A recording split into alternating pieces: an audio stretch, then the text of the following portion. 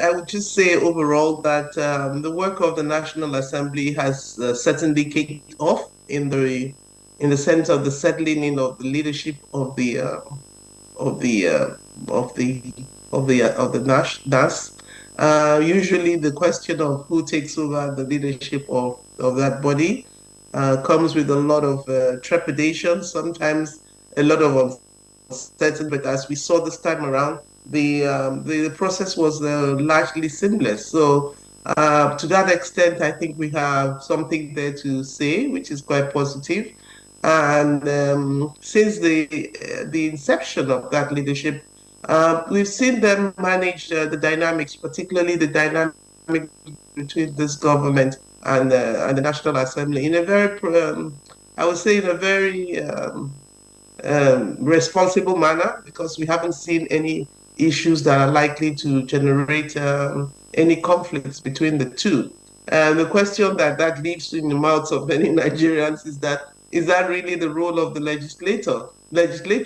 Is the legislature's role to be a responsive partner of the executive, or to be one that challenges the executive? And that's the question which we need to ask ourselves, whether to what extent has the National Assembly done that? And an area that comes to mind quickly on that score is the relationship between the executive and the National Assembly in terms of the management of the minimum wage and the issues of NLC strike and issues like that. Even the fallout of the removal of subsidy has been something that I think Nigerians generally expected to see a lot more proactivity. I mean, there have been individual members of the National Assembly that have taken on the issue, and they've spoken very strongly.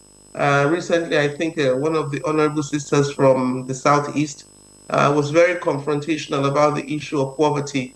And I think we need to hear a lot more about those type of things. But I'll say generally, the first year is never the smoothest years one who gets into the National Assembly. It's a period it's a period where we see some of the hiccups happening. We saw some of that happen with the suspension of Senator Ningi, but I think we haven't seen the end of this issue. It's one thing for Ningi to jump in and be suspended and come back. Question is, how, to what extent has the dust that engagement raised been resolved? People will now be asking the question, what's the state of the budget? What's the state of the implementation of the budget? And to what extent is the budget is the budget a representation of the quality of engagement of the National Assembly as we go forward? Lastly is to say, we also saw them with the speed of light passing the national anthem bill, which means that there are things they can do speedily and there are things they can do slowly when they want to.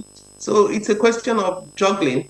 But at individual levels, you see some who have performed very well. Yesterday, I was reading about some of the members who have done as many as 10, 11 bills, 10 more.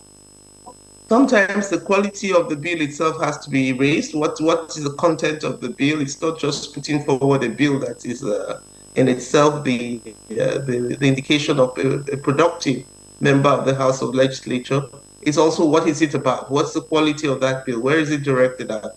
But I would say that for me, some very interesting developments that represent individual efforts at dealing with the declining nature of quality of governance is that we've seen a member who has asked for us to go the parliamentary way. Another one has a bill to replace the existing existing constitution itself, the bill on the constitution and the new model of governance.